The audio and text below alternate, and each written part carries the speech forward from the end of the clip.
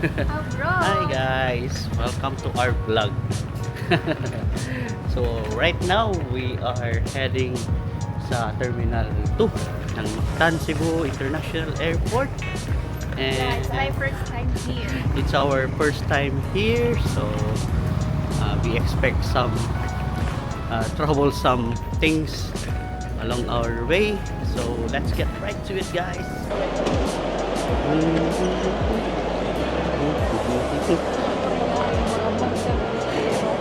Ha?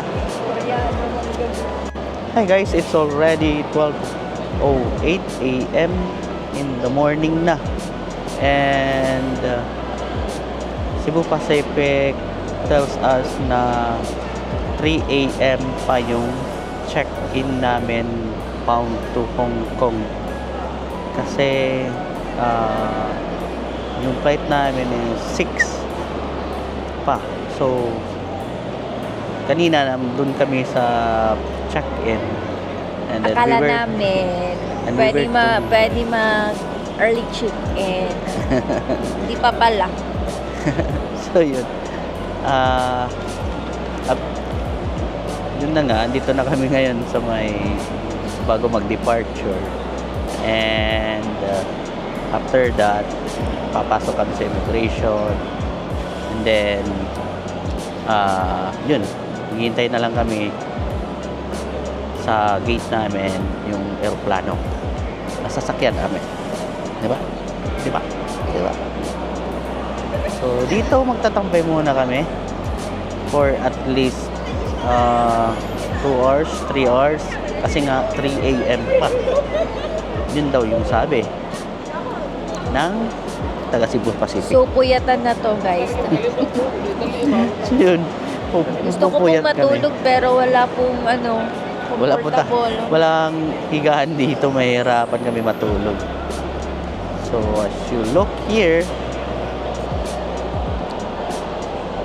maraming tao dito sa immigration.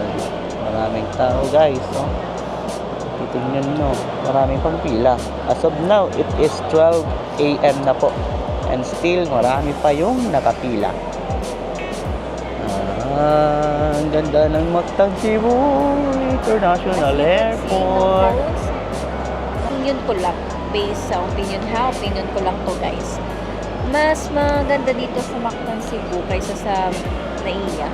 Kasi kung pagbabasahan mo sa pila ng tao, at the same time, marami naman tao dito, pero kung sa Naiya, mas marami talaga. So, mas better if mag-international kayo, dito na lang kayo sa Mactan. Mas convenient. Yun lang.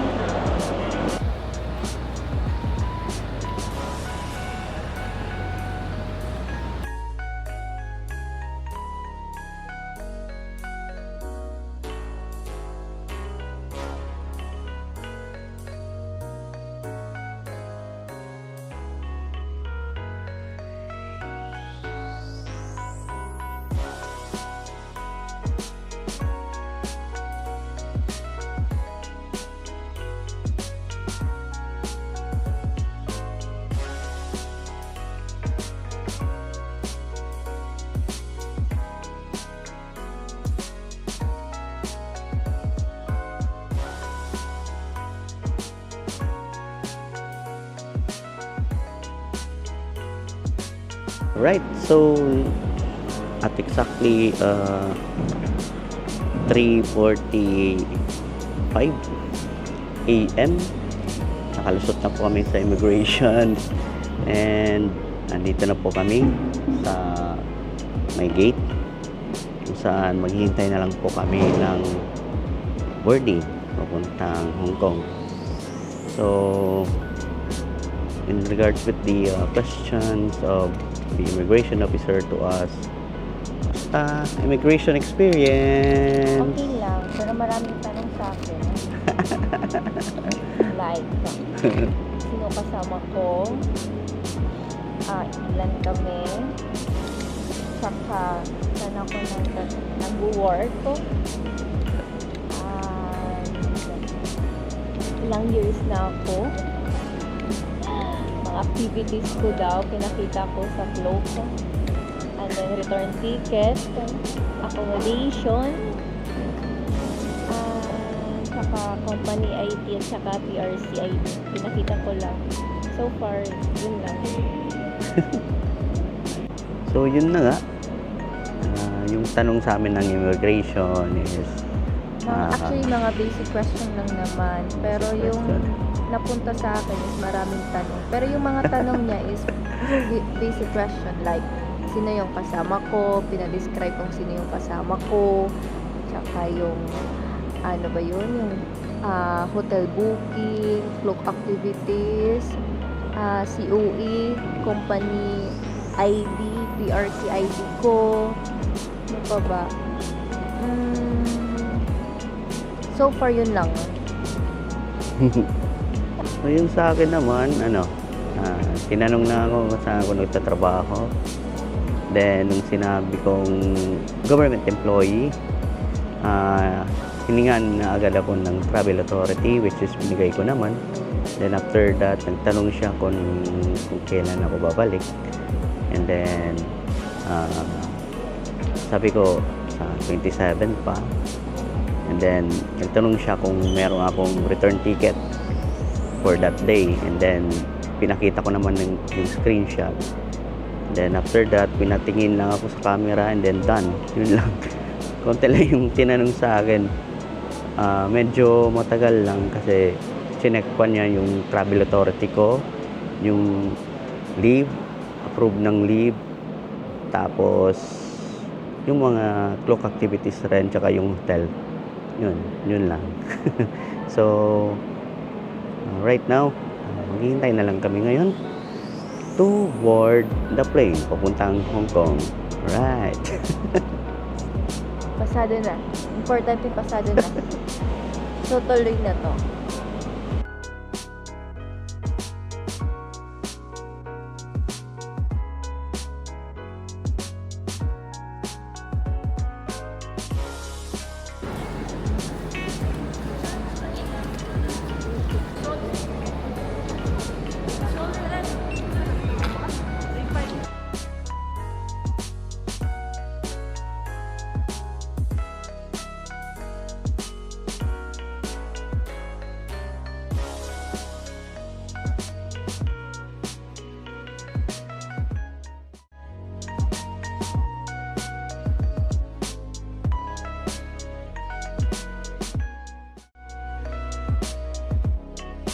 Alright, we are now boarding.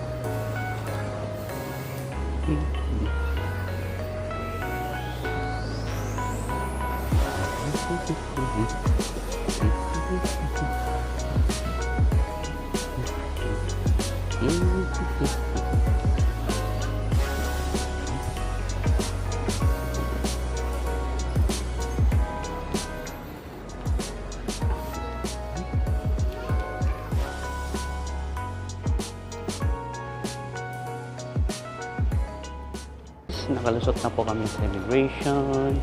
Yung binigay lang namin na document, yung passport namin, tsaka yung pinafill up kanina na parang immigration na form, something. And we will look for carousel number 5 to get our luggage. So right now, nasa 10 pa lang tayo. So, medyo mahabang lakaran. So, diretso lang yung process. Binigay lang namin yung document. Wala nang tanong-tanong. Then, after that, dumiretso na agad kami dito para kunin yung bagahe.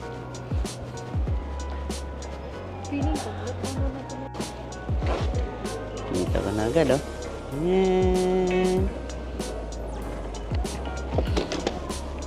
Alright, nakuha na natin yung bagahe.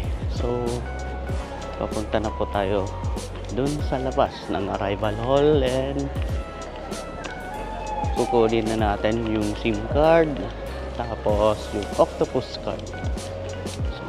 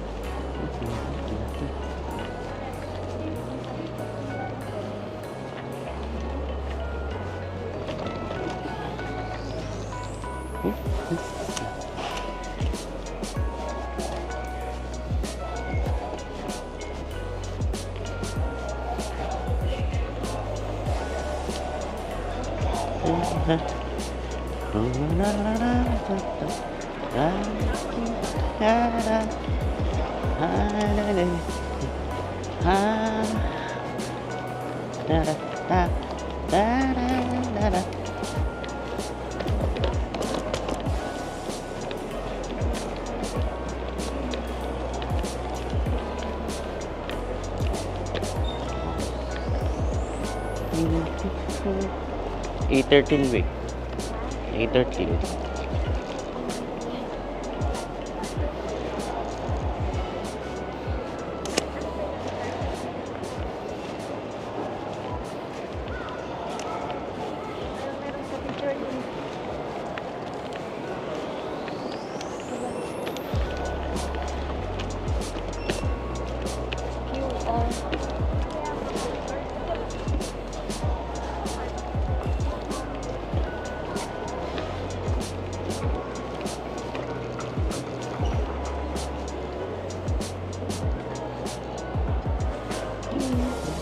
Nakapag-set up na po kami ng octopus card at nakakuha na rin kami ng SIM card. So next is we have to withdraw naman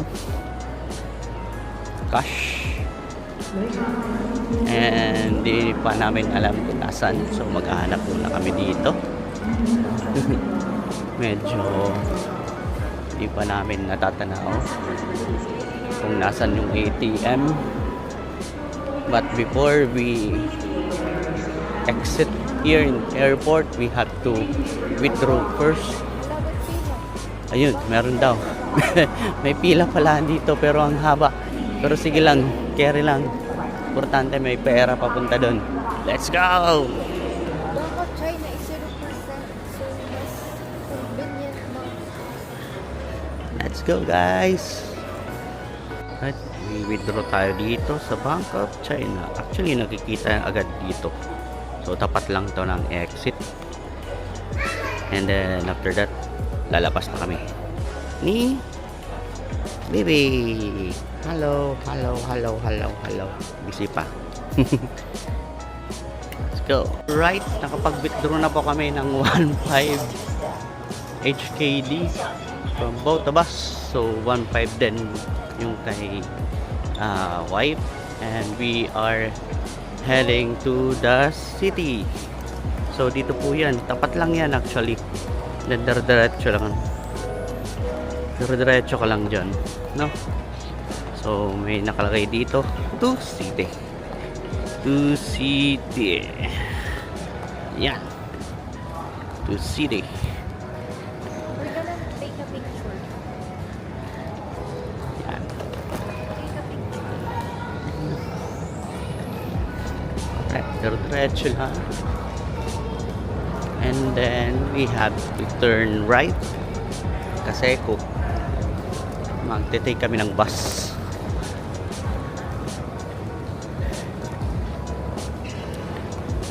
So I believe hindi kami nag-trend sa pagbaba namin kasi during the disembarking nasa pinaka terminal na kami. So may bago sila dito. Bago sila ditong tourism. Alright. So actually madali lang naman kung pupunta ka dito sa Hong Kong. You just follow the signs na naka-indicate dito. Hindi naman mahirap kasi as long as you are knowledgeable to travel activities, walang problema. And then if you know all the signs kung ano yung next, then hindi ka malilito dito. So yan. So, approaching na po tayo sa exit. So nakalagay dito bus, HKIA Commercial Building, Tour Hotel Coach, Lights Good Vehicle Area, and Ground Transportation Lunch. So sa unahan merong bus terminus.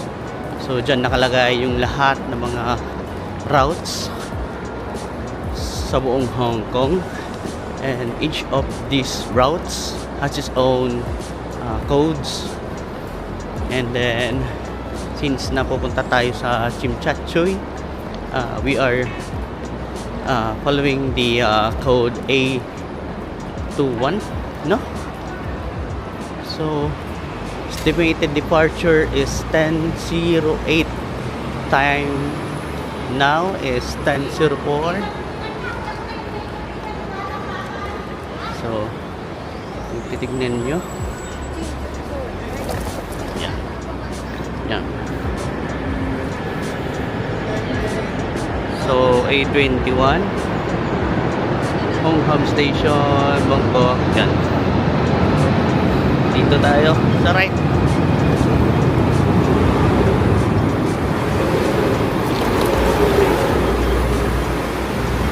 A21.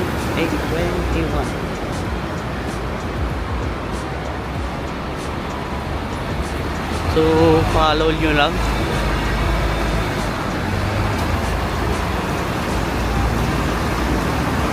Follow nyo lang until you've hit the A21 na bus.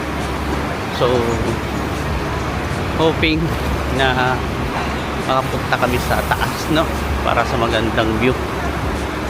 And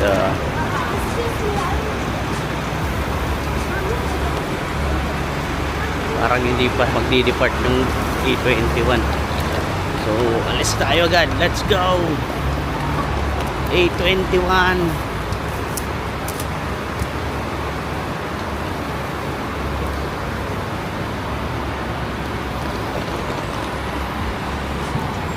Yun, A21, let's go. Andyan na yung bus.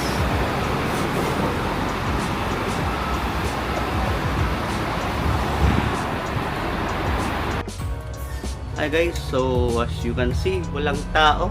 Kami lang yung tao dito. VIP, parang VIP lang, no? So andito po kami sa... Sakto lang na. Sasakay pa lang natin. So andito kami sa taas. So maganda yung view namin dito actually. Yay! So papunta po kami ngayon sa Chimchachoy. Hoping na makapag early check-in kami, no? So yun, papunta na kami, guys. So we are excited na pupunta kami doon. And after that, magpapahinga muna kami kasi wala pa kaming tulog. Oh my goodness. Pero gumagana pa naman yung adrenaline rush. Gumagana pa rin yung adrenaline rush kasi daw nakarating na kami ng Hong Kong for the first time. Siguro naman mag-enjoy naman kami nito. Kahit We're so excited. I'm so yun. So, wala talagang tao, kami lang, no? Kung titignan nyo sa likod, wala talaga. Sana blessing ni God is mag-good weather lang. Oh, yep. And weather is good. Hindi siya maulan. Hindi naman siya mainit. As you can see po. Wala. Parang neutral lang. Pray lang po na patuloy. Sana ganito lang, no? So marami yung under construction. So the date for today is September 22 and as you can see po, marami pong constructions dito. And medyo mahaba-haba pa yung biyahe namin siguro kasi malayo yung airport sa Chimchachoy. So saktong-sakto naman I na think from airport to Chimchachoy, yung pag-scan ko is 34 KB. Ano yung nakalagay kanina? Porch cake. So yun. Yeah. Ito yung dinadaanan ng A21 bus papunta sa Chimchachoy.